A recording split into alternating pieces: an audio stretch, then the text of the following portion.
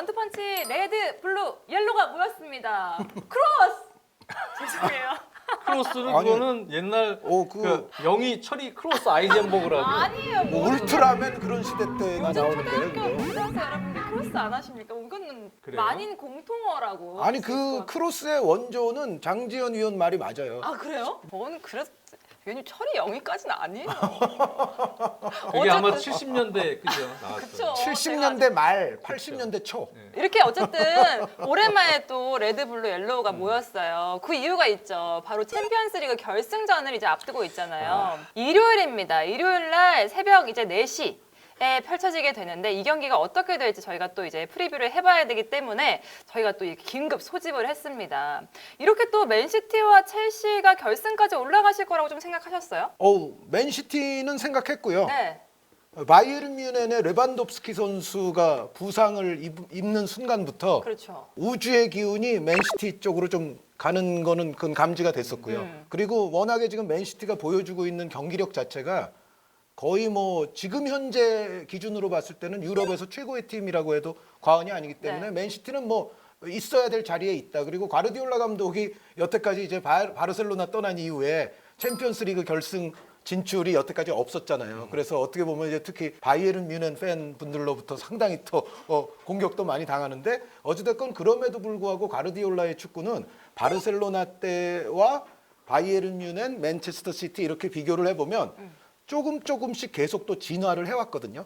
그러니까 바르셀로나 때의 어떤 축구를 계속 근간으로 하지만 독일 무대에서는 또 독일적인 어떤 부분들을 조금 더 가미를 시켰고 잉글랜드에 와서는 또 잉글랜드적인 부분들을 가미를 시켜서 전체적으로 가는 리그마다 또 잘 적응을 했고 바르셀로나 축구의 근간에다가 지금은 좀 더 디테일한 패턴 작업들이 더 덧붙여져 있는 팀이 지금 맨시티예요. 물론 네. 이제 선수는 좀 다를 수 있지만 어쨌든 과르디올라 감독의 이러한 어떤 진화적인 단계, 진화상을 고려하면 지금쯤은 한번 유럽 최정상을 다시 한번 노크하는 게 어떻게 보면 또 자연스럽다라는 생각을 했었는데 어쨌든 첼시는 축하드립니다.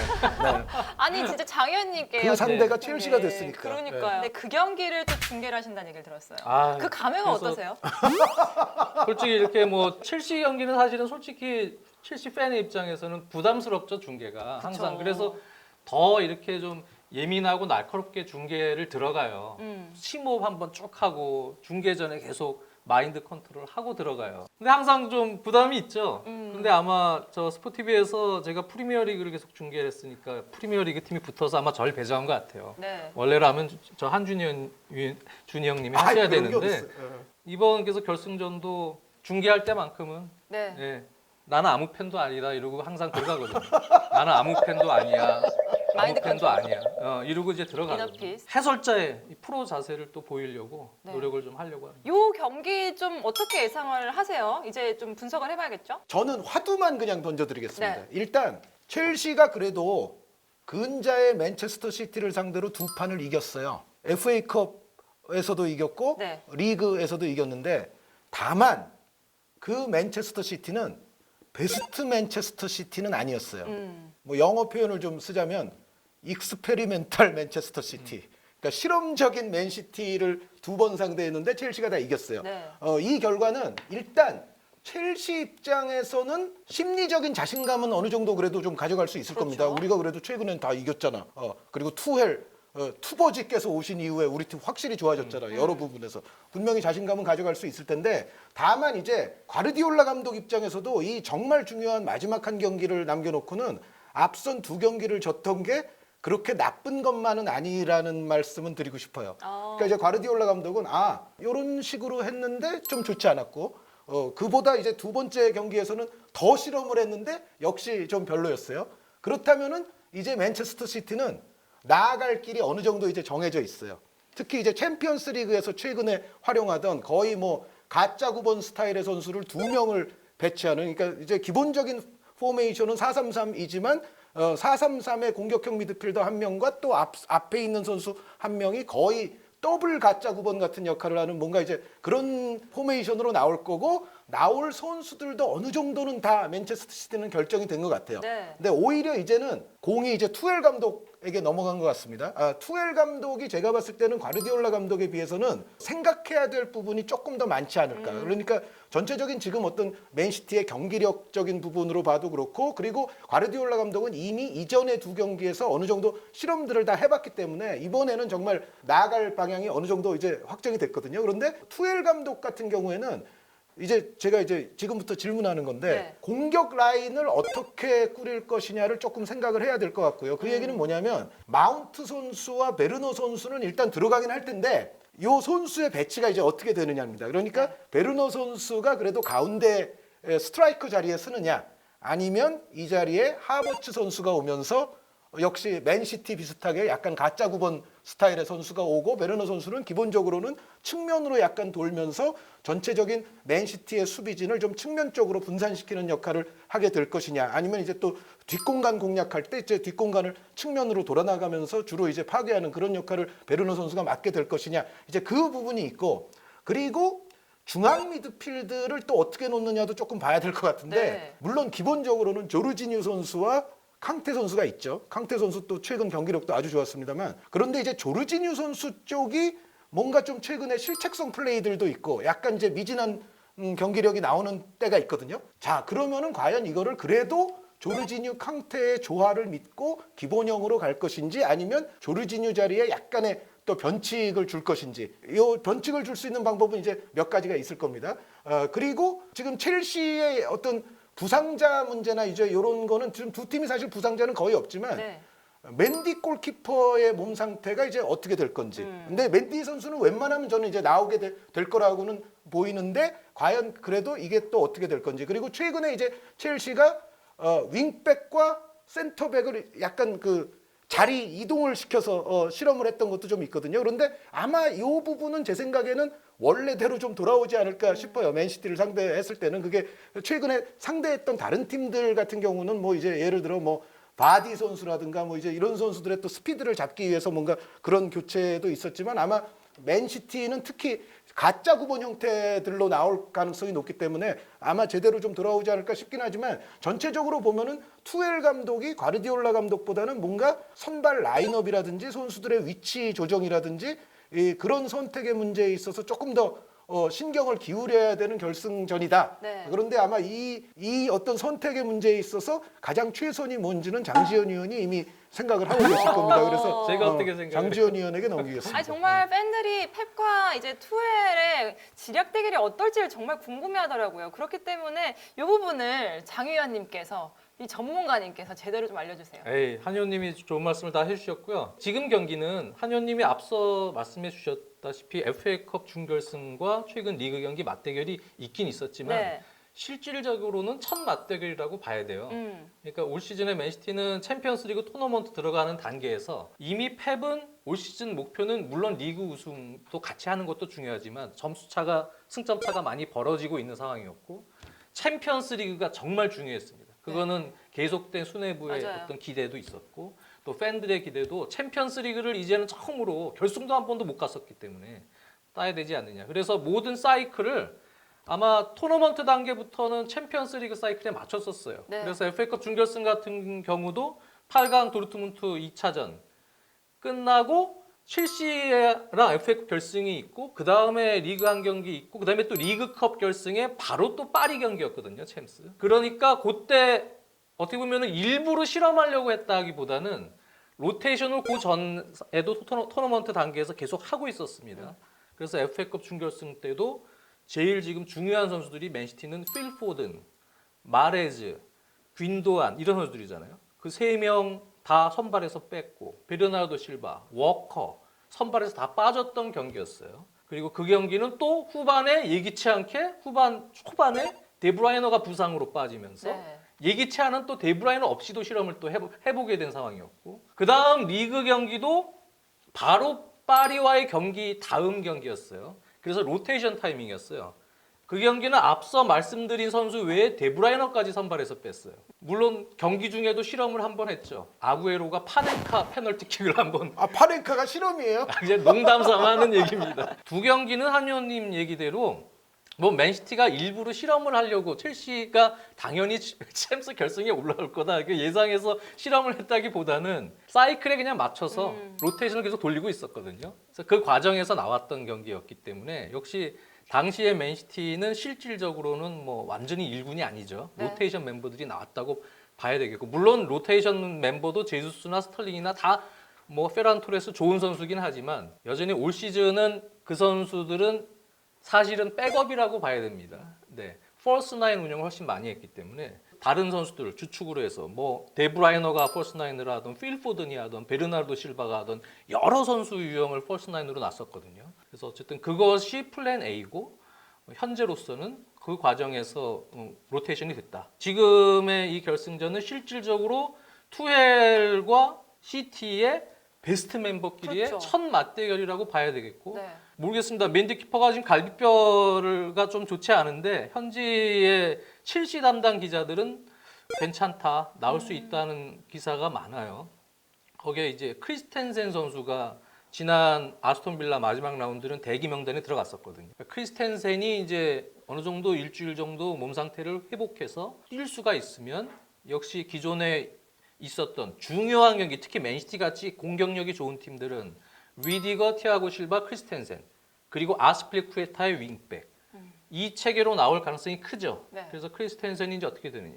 캉테 같은 경우는 괜찮은 것 같아요. 그래서 캉테는 이제 복귀가 된다면 두 팀 모두 실질적으로는 완전히 부상자 없이 완전히 베스트로 붙을 수 있는 경기가 될 수 있다. 한의원님이 말씀해 주셨다시피 그 투엘 감독이 여러 생각을 할 것 같아요. 펩 가르디올라 감독의 뭐 자세한 얘기 좀 이따가 다시 자세하게 할 수 있지만 올 시즌의 경기는 지난 시즌보다는 여러모로 다 진화가 됐어요. 맞아요. 네, 패턴 자체가. 그렇기 때문에 지금은 전체적인 수비 밸런스부터 공격 전환이나 공격에서의 파괴력이나 모든 부분에서 첼시가 8이면 맨시티는 저는 10이라고 봅니다. 네, 그만큼 약간의 전력 차는 있습니다. 그 상황을 투엘은 분명히 맨시티가 베스트 11으로 나올 경우는 인지를 할 것 같고 근데 첼시는 예전에 우승했을 때도 어차피 언더독이었어요. 그렇죠. 네, 이번에도 뭐 비슷한 상황인 거예요. 그때가 9년 전이었죠? 그렇죠. 그때 첼렘덩크 시절에 그때 12시즌. 네, 그때가 기대치가 사실은 챔스 우승한다. 기대치가 3이었으면 네. 지금은 한 5 정도. 어. 네, 10을 기준으로 봤을 때. 갑자기 지금도 첼시 사실은 팬들이 뭔가 결승에 이거 올라온 기분이- 것만 해도 대단한 거라고 저는 생각을 하고 그 상황에서 이제 투엘이 어차피 믿져야 본전이다. 심리적으로는 맨시티가 더 우승에 목말라 있고 한 번도 우승 못했기 때문에 상당히 공격적이고 더 적극적인 운영을 할 것이다 라고 생각을 해서 본인들은 오히려 좀 편하게 상대의 허점을 노리는 운영이 될 수도 있죠. 그렇게 될 수도 있고 네. 아니면 그냥 믿져야 본전이다. 우리 하던 대로 그냥 하자. 이렇게 될 수도 있는데 제 생각에는 두 가지의 약간의 병행을 노릴 것 같아요. 두 팀 감독 다 비슷하잖아요. 빌드업 강조하고 타이트한 간격 유지 강조하고 전체적인 어떤 포지셔닝에서 큰 전환을 강조하고 또 공이 없을 때 있을 때 그 부분에서의 압박에 하는 어떤 상황 능동적인 상황 대응이나 여러 가지 대응이 현대 축구가 지금 요구하는 것들을 다 갖추고 있는 비슷한 유형들은 가지고 있어요. 하지만 팀이 운영하는 체계는 맨시티가 훨씬 더 현재는 안정적이고 기복이 없죠. 네. 그런 상황에서 투엘은 너무 트라이앵글 형태의 1차 빌드업으로 땅 따먹기 해서 기존의 중하위권 상대하듯이 그렇게 패턴으로 가진 않고 병행을 하겠죠. 왜? 일주일 쉬었고 맨시티는 지금 체력적으로 많이 준비가 됐어요. 로테이션을 많이 시켰었기 때문에 강하게 압박이 들어올 겁니다. 물론 첼시도 강하게 압박을 할 거고 압박 싸움인데 거기서 현재 안정성은 첼시가 빌드업 시에 오히려 조금 불안할 수 있다. 그러면 너무 땅 따먹기보다는 중간에 너무 강하게 들어오면 티아고 실바나 크리스텐센, 심지어 리디거까지도 바로바로 롱패스를 때려놓고 전방에 약간의 뭐 변칙적인 하베르츠가 들어갈 수도 있고 심지어 가장 변칙적인 수는 지루가 들어갈 수도 있다. 그러면서 세컨볼도 같이 병행시키는 운영. 그런 운영으로 세컨볼 싸움에서의 전환을 노릴 수도 있는 것이죠.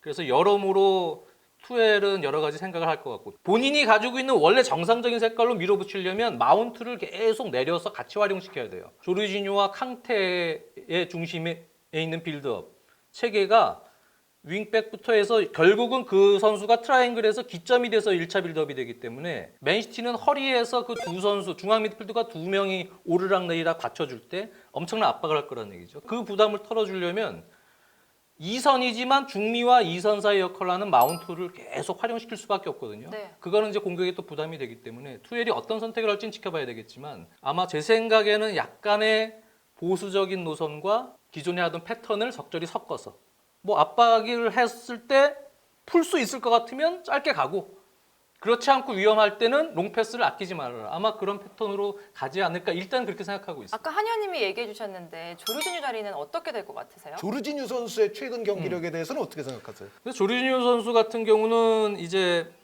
단점도 있고 장점도 있는데 지금 현재 일단 중앙 미드필더 체계에서 코바치치 선수는 복귀를 하고 나서 아직 완전히 페이스를 올리지를 못했어요.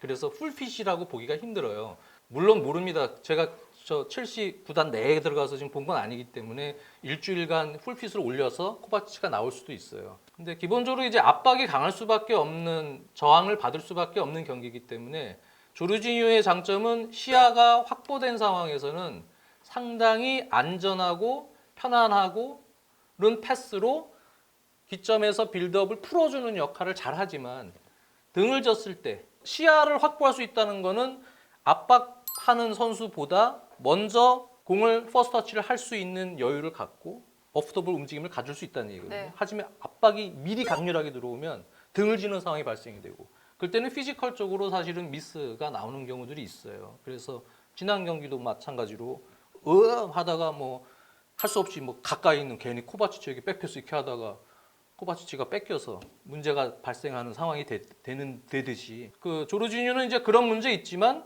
그래서 크게 보면은 조르지뉴를 볼 때 그 위치 자체가 위험 지역이고 미스가 많이 나올 때는 조르지뉴를 탓하는 뭐 팬들도 많겠지만 투엘 감독의 어떤 철학에 있어서는 조르지뉴는 상당히 필요한 선수라고 좀 봐요. 네. 횡 패스라는 것도 사실은 투엘 감독의 철학에는 중요하거든요.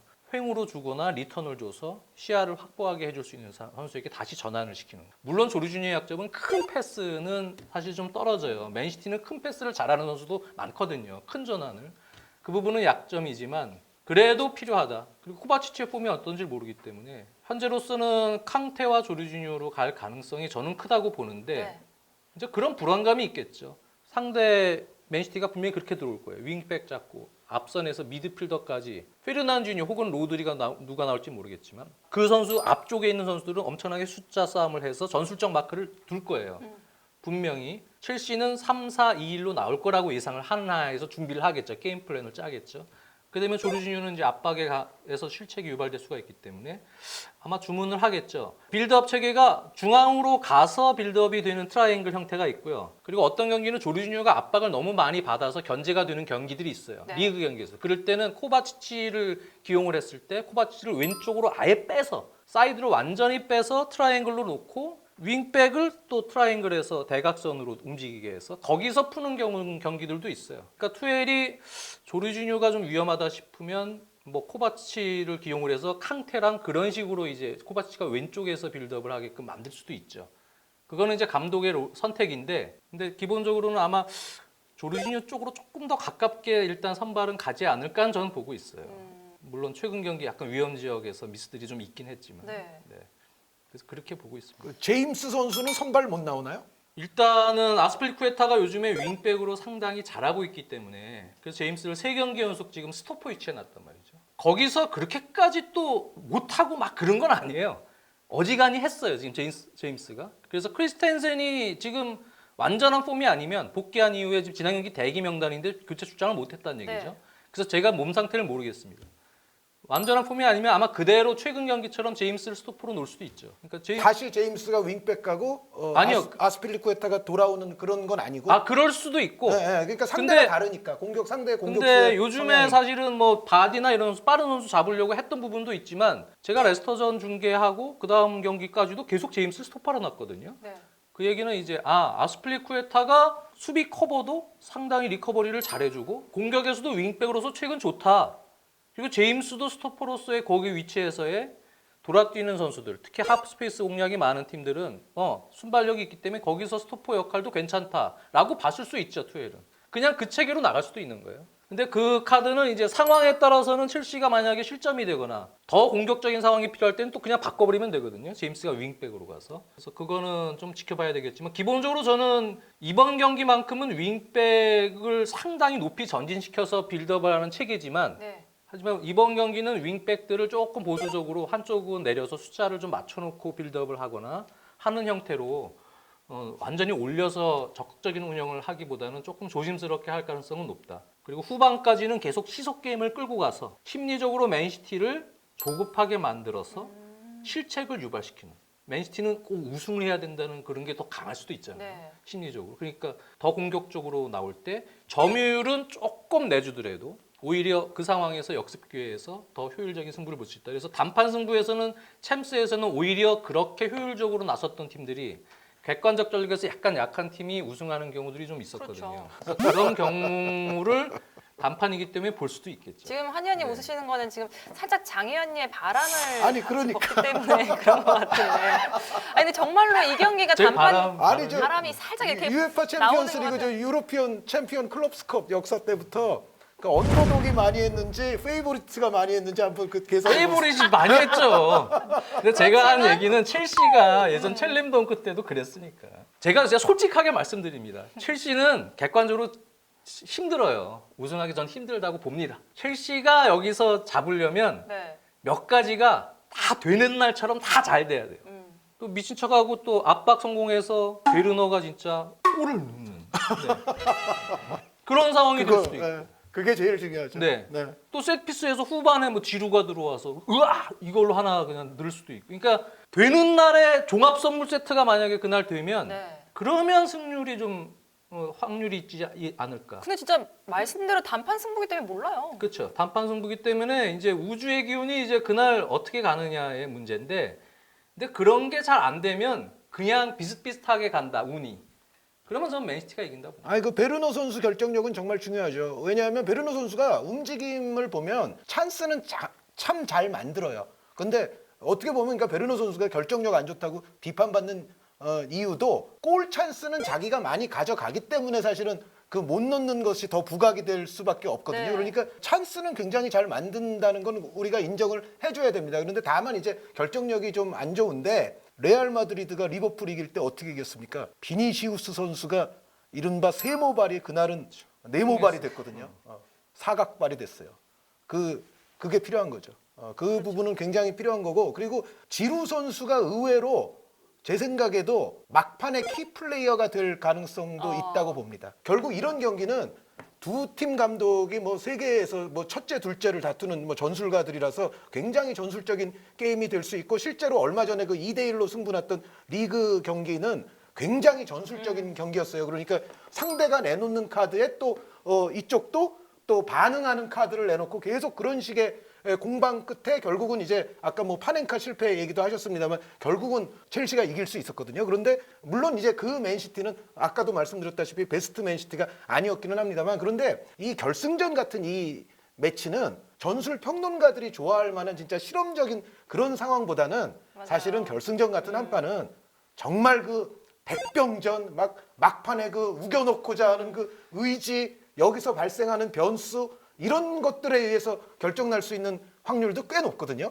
그런 때 또 주인공이 될 수 있는 선수가 지루 선수 아닙니까? 그래서 맨시티는 상대적으로 이제 지루 같은 그런 카드를 또 갖고 있는 팀은 아니기 때문에 저는 지루 선수가 의외로 또 상당히 키플레이어가 될 수 있는, 그래서 역시 이 아스날로부터 잘 데려왔구나 이런 거를 또 첼시 그러니까 팬들이 한번 느낄지도 모릅니다. 빌드업이나 또 상황에 따른 어떤 능동적 대응, 좁은 공간에서 여러 상황들을 부여해서 훈련을 시키잖아요, 투엘이. 이제 그런 부분은 나름대로는 잘 만들어놨어요. 그래서 파이널 서드까지 이렇게 나가는 데까지는 첼시를 조련을 짧은 기간이지만 잘 시켜놨어요. 근데 거기서의 어떤 조직력은 첼시가 아직까지는 완비가 안 돼 있고요. 공격 파괴력은 큰 차이가 난다고 봐요. 첼시는 지금 골을 넣을 선수가 확실히 보이질 않는 네. 상황이기 때문에 지루 얘기까지 하는 거예요. 근데 그런 키플레이어가 맨시티는 한 6, 7명이 있어요. 그렇죠. 그러니까 맨시티는 지난 시즌보다도, 지난 시즌에는 사실은 뭐 3-1이 됐든 3-2가 됐든 측면을 올려놓고 포지셔닝을 플레이를 하는 상황에서 데브라이너가 프리맨 역할을 했단 말이죠.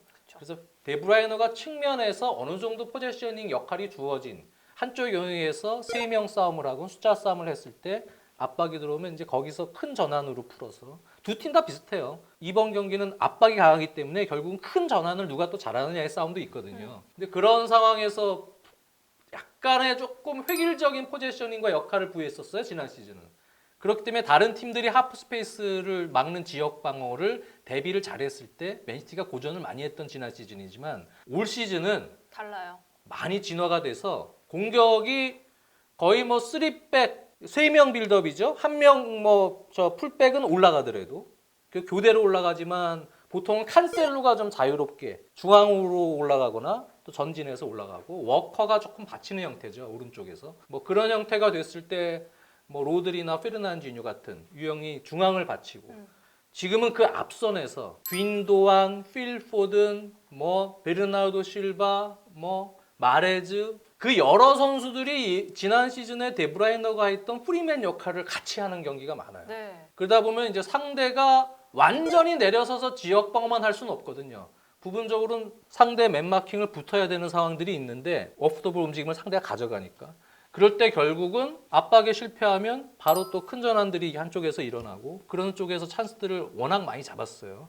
그래서 지금은 폴스 나인을 할 수 있는 운영 체계가 너무 잘 조정이 돼 있고 그거는 제가 원투펀치에서 예전에도 말씀드렸지만 뒤에서 상당히 높은 위치에서 볼을 뺏겨도 지연을 하거나 허리 수비형 미드필더가 또 센터백들이 라인을 올려서 그 앞에서 끊어버리는 그 포지셔닝들이 워낙 지금 좋아요. 그 상황에서 역습을 허용하는 횟수도 엄청 줄었어요. 네. 뒷공간 이른바 털리는 실점이 대폭 줄었어요. 네, 네. 그리고 올 시즌 맨시티가 앞선에서도 뭐 선수들 간에 정말 유기적인 연계 플레이가 잘 될 수 있는 바탕에는 역시 좀 전에도 말씀해주신 수비가 많이 안정화가 됐어요. 그러니까 뒷공간도 예전만큼 털리지 않고 혹시 뭐 1대1 상황이 벌어져도 이제는 또 후벤 디아스 선수가 그쵸. 그 상황을 막 몸을 날려서든 어떻게든 다 막아주거든요. 그런 안정성이 뒤쪽에서 뒷받침이 되기 때문에 결국은 앞쪽에서의 유기적인 연계 플레이도 더 잘 일어날 수가 있고 콤팩트한 간격도 또 일정하게 유지할 수 맞습니다. 있는 그런 원동력이 돼 있어서 맨시티가 분명히 강한 건 맞아요. 강한 맞아요. 거. 강한 그리고 건 맞아요. 만약에 상황이 안 좋더라도 지금 백업 멤버라고도 볼 수 있는 페란 토레스도 폼이 지금 상당히 좋고 스털링도 엄청나게 공간을 활용한 찬스 메이킹 역할을 여전히 수행하기엔 좋은 윙포워드고 그래서 지금 전체적으로는 백업들의 어떤 상황에 따른 후반 교체 그런 부분에서도 그렇고 맨시티가 한 수 위입니다.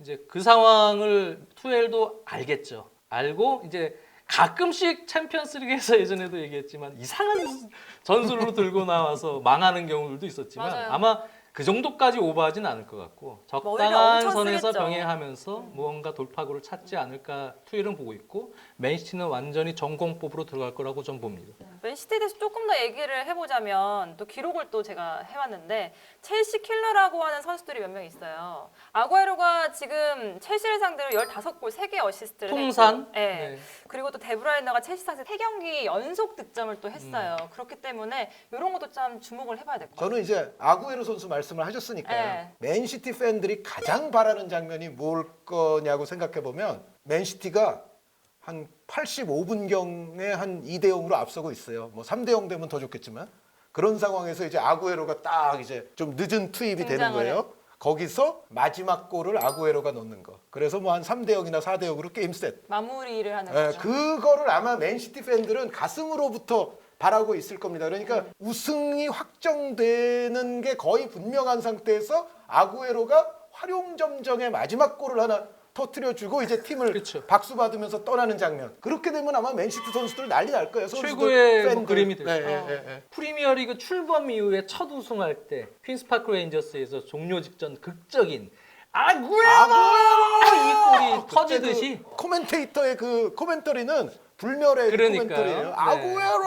근데 그게 만약에 재현되면 나오자마자 이제 그게 재현이 되면 그러면 아구에로의 이제 목소리를 장 의원님이 내신다는 거잖아요. 만약에 그 재현이 되면은 그때 프리미어리그 출범 이후에 첫 우승할 때도 제가 중계를 했었어요. 오, 그래서 아구에로를 저는 외쳤는데 그때는 그런데 첼시와 경쟁 상황이 아니었어요. 그렇죠. 네, 근데 경쟁 다르죠. 상황이 아니에요. 다른 팀과 경쟁이었기 달라요, 때문에 상황이. 네. 아구에로를 충분히 외쳐도 아, 상관이 그럼요. 없죠. 그거는 이제 네. 중계할 때는 저는 완전히 저 해설자의 입장에서 하니까. 마지막 경기니까 시즌 힘 좀 써. 축축 샤우팅을 기대해 제가 볼게요. 저 근데 지난번에 기대해 한준희 의원님 전기 의자 모드 네, 그거 이상으로